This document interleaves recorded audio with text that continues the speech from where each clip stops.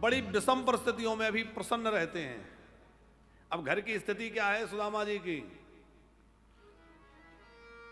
टूटी सी झोंपड़ी है, बरसात का पानी अंदर आ जाता है, फटे हुए कपड़े हैं, घर में कोई बर्तन साबुत नहीं है। आज भोजन मिल रहा है तो कल मिलेगा कि नहीं इसका भी कोई निश्चय नहीं है। और भोजन मिलता भी है तो ऐसे ही नहीं कर लेते। भोजन के लिए कुछ मिल जाता है, सुशीला रसोई तैयार कर लेती हैं, तो गर्ग जी वो थोड़ा बहुत जो मिल जाता है उससे जो कुछ बन जाता है तो पहले पंचबली निकालते हैं, गौग्रास निकालते हैं, और फिर द्वार पर कोई याचक आ जाए उसको दे देते हैं। कई बार स्थिति ये बनती है कि 2 दिन 3 दिन बाद तो भोजन के लिए कोई सामग्री प्राप्त हुई। अब जैसे तैसे रसोई बनी, गौग्रास निकाला, पंचबली निकाली, बलि वैश्वदेव किया, सब करने के बाद जो कुछ अन्न बचा सोचा कि चलो परिवार के साथ पाएंगे, तब तक कोई भिक्षुक कोई द्वार पर अतिथि आ गया। अतिथि आ जाए तो सुदामा जी ने आधा भोजन उसको दे दिया, लेकिन याचक की आंखों में अभी भी आशा दिखाई दे रही है, उसको लगा है कि और मिल जाता। तो सुदामा जी पूरा के पूरा भोजन उसको दे देते हैं, तुम तृप्त हो जाओ क्योंकि अतिथि को खिला दूं, मुझे मिले ना मिले। ऐसा अद्भुत जीवन है। बड़े विद्वान हैं पर अपने ज्ञान का प्रयोग कभी धन कमाने के लिए नहीं करते, विद्या को बांटते हैं।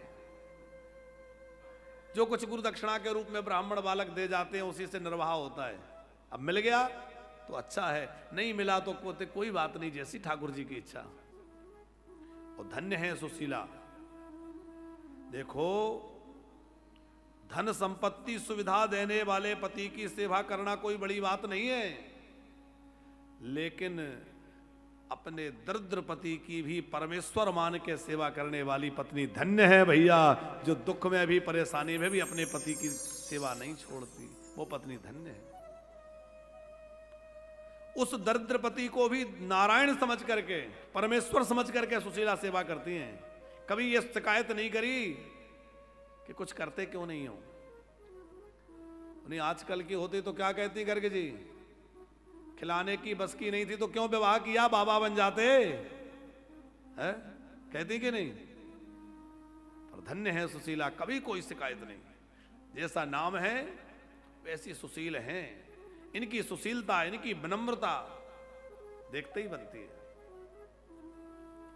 बच्चे भूख से रोने लगते हैं तो किसी तरह उनको समझा देती हैं। पड़ोसी पूछते हैं क्यों आज चूल्हा नहीं जला, भोजन नहीं बना क्या, तो कभी ये नहीं कहती कि राशन नहीं है कि भोजन सामग्री नहीं है। क्या कहती हैं, आज हम लोगों का व्रत है।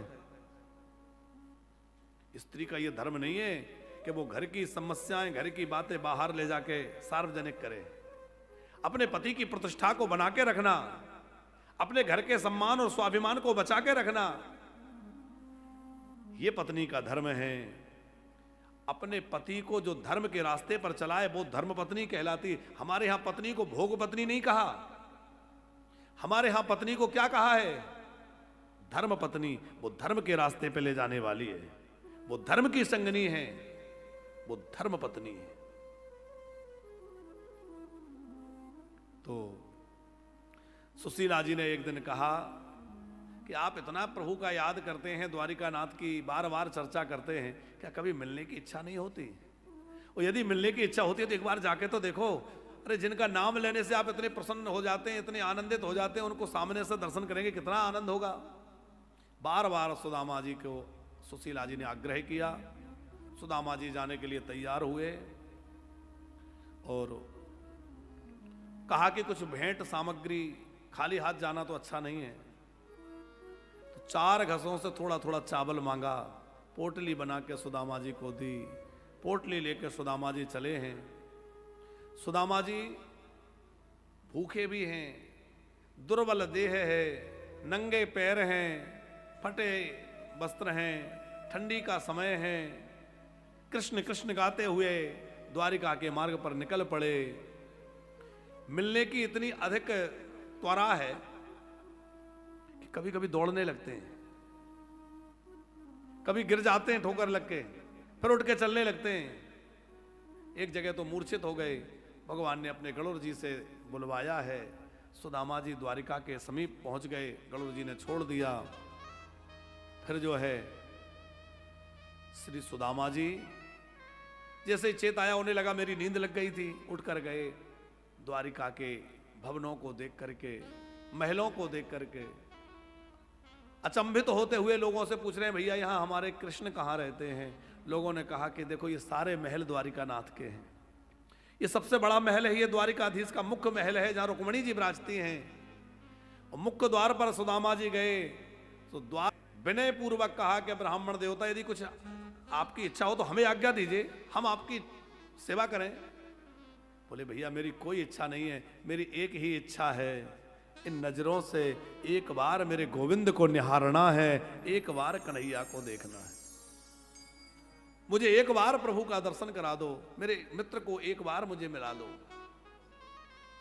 द्वारपालों ने अंदर संदेश भेजा, भगवान द्वारिकानाथ विराजे हैं। जाकर के एक दरबान ने उनको प्रणाम करते हुए कहा, भगवान द्वार पर एक ब्राह्मण आए हैं जो बड़े दीनहीन हैं, फटे से कपड़े हैं, नंगे पैर हैं, उनके कपड़ों से लगता है कि वो बहुत ही विपन्न हैं, कुछ पागलों की तरह उनका बर्ताव है।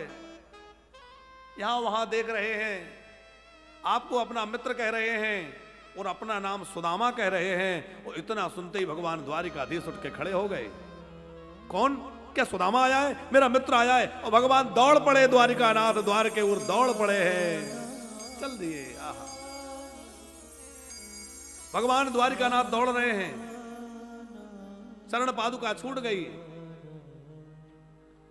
छत्र लेकर जो पीछे चलता है वो पीछे छूट गया, जो अंग वस्त्र है वो गिर गया, कुछ गले की मालाएं टूट के बिखर गईं, किसी दास दासी में टकरा जाते हैं, हड़बड़ाए हुए दौड़ रहे हैं। और दौड़ते दौड़ते मुख्य द्वार पर गए जहां सुदामा खड़े हैं, जाकर हृदय से लगा लिया, मेरा मित्र आया है, मेरा सुदामा आया है। हृदय से प्रगाढ़ आलिंगन किया, लेकर के आए और अपने आसन पर बिठाया।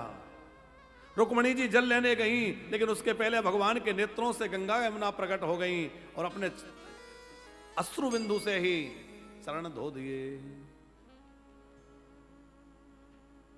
ठाकुर जी इतने करुणा से भर गए कि सुदामा की दीन दशा करुणा करके करुणा निधि रोए।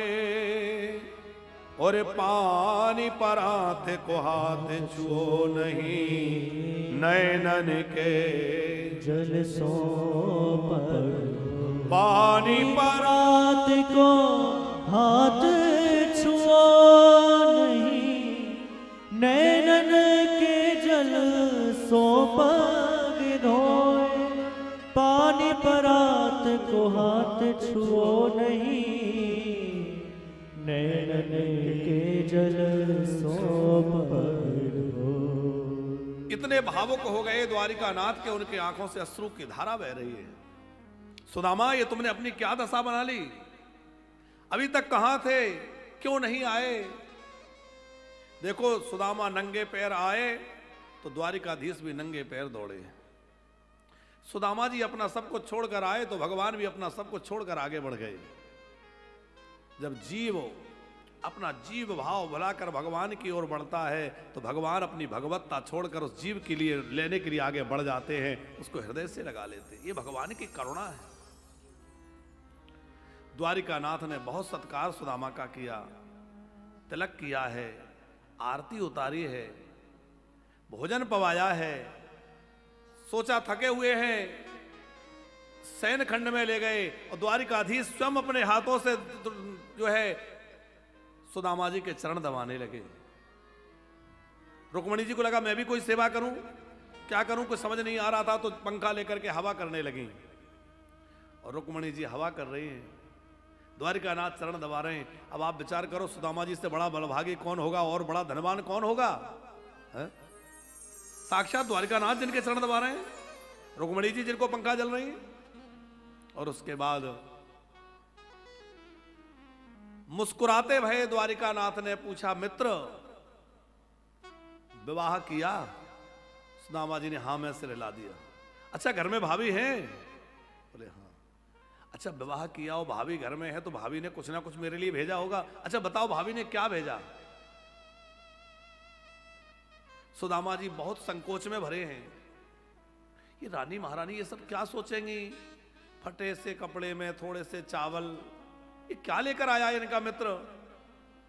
अरे जो वस्तु जिसको दी जा रही है उसके अनुरूप होना चाहिए। लेकिन द्वारिकानाथ ने वो पोटली छीन ली और छीन कर कहा, इतनी अनुपम भेंट लाए हो और छुपा रहे हो? अरे पत्रम पुष्पम फलम तोयम यो में भक्त्या प्रयच्छति। अरे सुदामा मुझे तृप्त करने के लिए एक पत्र, पत्रम माने एक वचन का प्रयोग हुआ है। ये नहीं कहा तुलसी पत्र, कोई भी एक पत्ता कोई चढ़ा दे। पुष्पम ये नहीं कहा कि गुलाब का पुष्प के कमल का पुष्प, कोई भी पुष्प, कोई फल, थोड़ा अंजलि भर जल मुझे चढ़ा दे, मैं उसी से तृप्त हो जाता हूं। भगवान तो भाव के भूखे हैं साहब, भगवान को पदार्थ की भूख नहीं है। दुनिया को रिझाना है तो बढ़िया बढ़िया भोजन कराओ, बढ़िया बढ़िया सामग्री दो, उपहार दो तो दुनिया रीझती है, पर परमात्मा पदार्थ से नहीं, परमात्मा प्रेम से रिझता है साहब, वो तो प्रेम का प्रयासा है।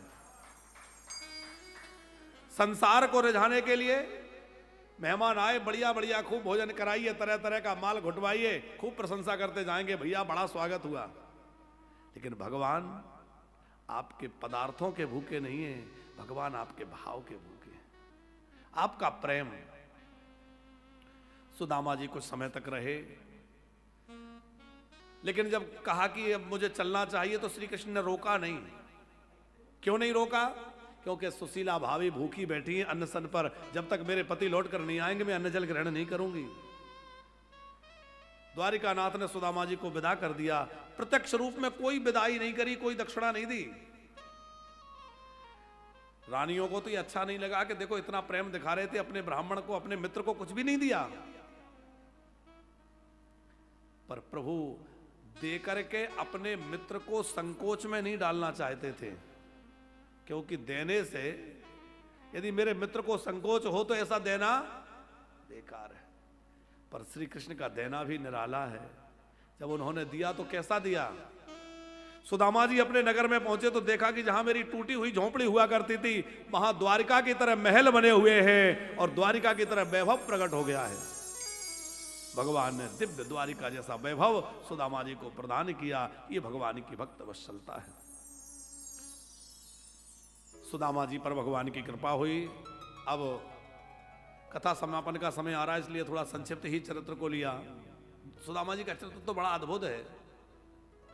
हमें तो लगता है कभी जो है 2-4 दिन की कथा केवल सुदामा चरित्र पर ही हो, फिर एक एक श्लोक में बढ़िया बढ़िया चर्चा हो। क्या है गर्ग जी, सप्ताह क्रम जो भागवत का है इसमें थोड़ा शीघ्रता दिखानी पड़ती है। यदि शीघ्रता ना करें तो 7 दिन में भागवत पूरी ना हो पाए, जो विश्राम स्थल है वहां ना पहुंच पाए। और कुछ ऐसे कुशल प्रवक्ता होते हैं जो बड़ी कुशलता से सारे चरित्रों को कहते हुए विश्राम स्थल तक बड़े आसानी से समय पे पहुंच जाते हैं। नहीं, सच्ची में बहुत कुशलता है, वो भी बड़ी योग्यता होती है, पर हम में वो योग्यता नहीं है। हम कहीं भी अटक जाते हैं, कभी रामायण में चले जाते हैं, कभी कहीं अटक जाते हैं। तो हमें तो लगता है कि सप्ताह क्रम के साथ साथ स्वतंत्र कथा ऐसी हो कि कभी कपिल देवहूति संवाद पर, कभी किसी चरित्र पर, जैसे अभी भरत चरित्र हुआ तो खूब आनंद से भरत जी के चरित्र गाओ। कभी गोपी गीत हो, महारास हो तो 5-7 दिन केवल महारास ही गाओ। तो उसमें पर्याप्त समय एक चरित्र के लिए पर मिले तो फिर खूब आनंद से कथा कही जाए। सप्ताह क्रम जो रहता है वो तो होता ही है। इसमें भी हम प्रयास करते हैं, कभी कोई चरित्र ज्यादा ले लिया, कभी कोई चरित्र ज्यादा ले लिया, जैसी भगवान प्रेरणा करते हैं वैसा परोस देते हैं। परोसते हम रहे हैं, परोस रहे हैं, लेकिन बनाने वाले हम नहीं हैं। वो रस तैयार करने वाले तो ठाकुर जी हैं, उन्हीं की कथा का रस है और वो ही प्रदान कर रहे हैं। हम तो बस वो आपको लौटा रहे हैं।